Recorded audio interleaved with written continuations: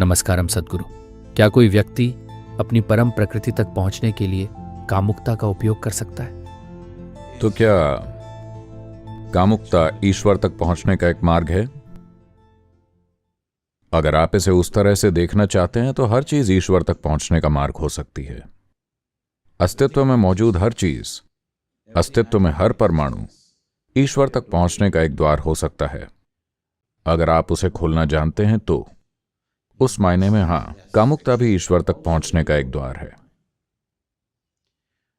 किसी के द्वारा इसके बारे में बात करने का कारण यह है कि कई तरीकों से ये आपकी जीवन ऊर्जा का कुछ हिस्सा आपकी कामुकता को समर्पित है, जब तक कि आप इसे रूपांतरित नहीं करते। यह स्वाभाविक है, यह सुनिश्चित करने के लिए कि प्रजनन क्रिया हो और नस्ल सुरक्षित रहे, मानव जाति कायम रहे। आपकी ऊर्जा का कुछ हिस्सा स्वाभाविक रूप से यौन प्रक्रिया को समर्पित है। जिंदा रहने के संदर्भ में प्रजनन जीवित रहने का एक महत्वपूर्ण हिस्सा है, क्योंकि जीवित रहना सिर्फ आपके शरीर के बारे में नहीं है। जीवित रहना प्रजाति के संरक्षण के बारे में है। तो जब जीवित रहने की प्रवृत्ति प्रजातियों के बारे में होती है, तो स्वाभाविक रूप से कामुकता के लिए एक खास ऊर्जा समर्पित होती है। जब तक कि आप इसे सचेतन रूपांतरित नहीं करते, यह सिस्टम में मौजूद रहती है। आप इसे नकार नहीं सकते।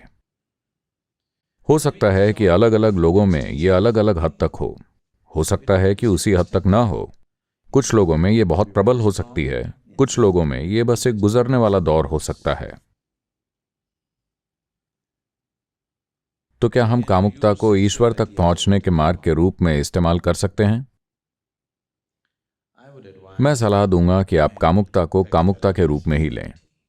उसे आध्यात्मिक प्रक्रिया बनाने की कोशिश ना करें, क्योंकि उसके लिए बहुत ज्यादा अनुशासन की जरूरत होती है, जिसके लिए आप सक्षम नहीं हैं। मैं कहूंगा कि आप में से अधिकांश, लगभग आप सभी लोग, उस तरह के अनुशासन के योग्य नहीं हैं जिसकी जरूरत है।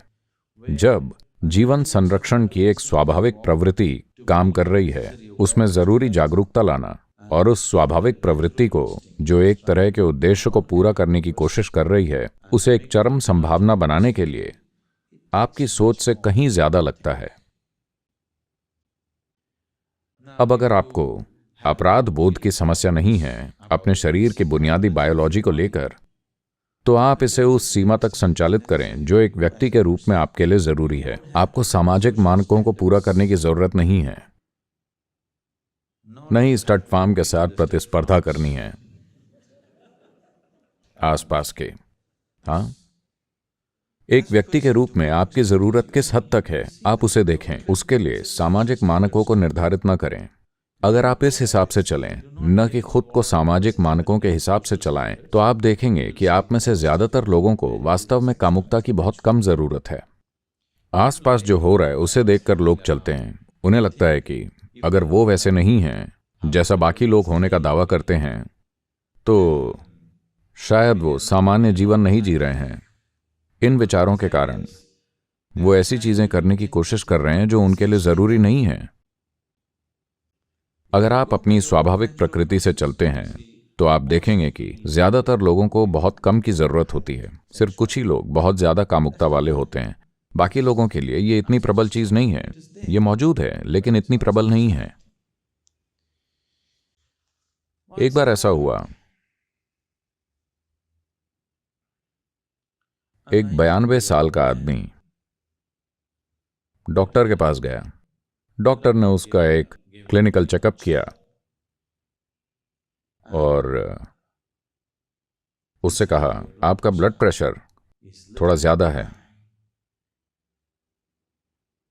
तो तुरंत ही इस 92 साल के आदमी ने पूछा,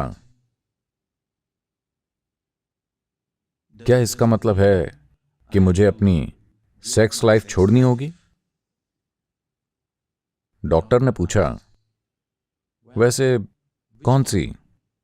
इसके बारे में सोचना या इसके बारे में बात करना? दुनिया इसके बारे में कुछ ज्यादा ही सोच रही है। वो इसके बारे में बहुत ज्यादा सोच रहे हैं। यह स्वाभाविक नहीं है। कामुकता आपका बस एक छोटा सा हिस्सा है। इस भौतिक शरीर में भी कामुकता आपके शरीर का बस एक छोटा सा हिस्सा है ना? ये इतना बड़ा क्यों हो गया? सिर्फ गलत सोच के कारण। सबसे पहले आपने आदमी या औरत की सरल बायोलॉजी को वैसे ही स्वीकार नहीं किया है जैसी वो है। आप इसे कुछ और ही बनाने की कोशिश कर रहे हैं, है ना? अगर आप मानव शरीर को बस वैसे ही देखें जैसा वो है, तो उसमें बहुत ज्यादा कामुकता नहीं है। लेकिन अब ये लोगों के दिमाग में एक विकृति बन गई है, क्योंकि सही और गलत, अपराध बोध और सजा की सोच और जो भी बकवास, ये बहुत बड़ी हो गई है। अगर आप इसे अपने जीवन में बस एक हिस्से के रूप में स्वीकार करते हैं, तो ये आपके जीवन का एक बहुत छोटा हिस्सा है। तब आप ये नहीं सोच रहे होंगे कि दिव्य तक पहुंचने के लिए अपनी कामुकता का उपयोग कैसे करें। कई दूसरी चीजें कहीं ज्यादा महत्वपूर्ण भूमिका निभा रही हैं, है ना? खाना, टॉयलेट जाना, उसमें कामुकता से ज्यादा भागीदारी है। क्या ऐसा नहीं है? आपने ऐसा क्यों नहीं सोचा? Can I use my going to the toilet process as a way to the ultimate? It's more essential, isn't it? क्या मैं अपनी टॉयलेट जाने की प्रक्रिया को परम तक पहुंचने के तरीके के रूप में इस्तेमाल कर सकता हूं? यह ज्यादा जरूरी है ना? क्या यह ज्यादा बाध्यकारी नहीं है? क्या यह ज्यादा व्यवस्थापूर्ण नहीं है? तो आपने ऐसा क्यों नहीं सोचा? हम कैसे इस्तेमाल करें पेशाब करने को परम तक पहुंचने के लिए? ऐसा विचार कभी नहीं आया, है ना? क्योंकि कभी किसी ने आपसे यह नहीं कहा कि आपको अपराध बोध होना चाहिए या सही और गलत होने की भावना अपनी टॉयलेट की समस्या के बारे में। पर इस एक चीज को उन्होंने बहुत बड़ा बना दिया। उन्होंने इसे जितना बड़ा बनाया, आपके दिमाग में उतना ही ज्यादा प्रतिरोध और संघर्ष हुआ। यह आपके दिमाग में भर गया है। यही समस्या है। तो अगर आप मुझसे पूछें तो इसे करने के और भी कई आसान तरीके हैं। कामुकता को ईश्वर तक पहुंचने का जरिया बनाने की कोशिश क्यों करें? पता है,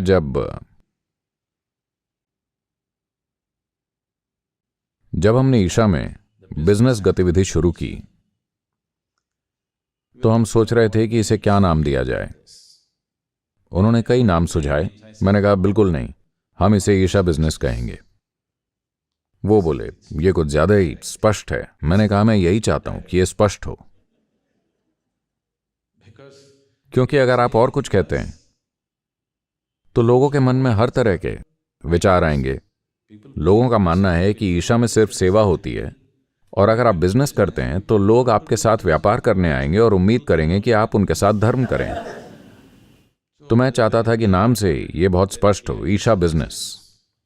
हम व्यापार कर रहे हैं, इस बारे में कोई संदेह नहीं रखिए, और न ही हमें इस बारे में कोई पछतावा है। तो यही आपके लिए है। अपनी आध्यात्मिकता को अलग संभालें और अपनी कामुकता को अलग। वो आपस में जुड़े हुए नहीं हैं। क्या मैं उन्हें जोड़ सकता हूं? हाँ, आप हर चीज को आध्यात्मिकता से जोड़ सकते हैं, संभव है। मैं मना नहीं कर रहा हूं, लेकिन एक कठिन रास्ता क्यों चुने? ऐसा रास्ता क्यों चुने जिसमें इतनी विवशता है, और उसे सचेतन बनाने की कोशिश करें? उसके बजाय सचेतन होने के दूसरे आसान तरीके मौजूद हैं।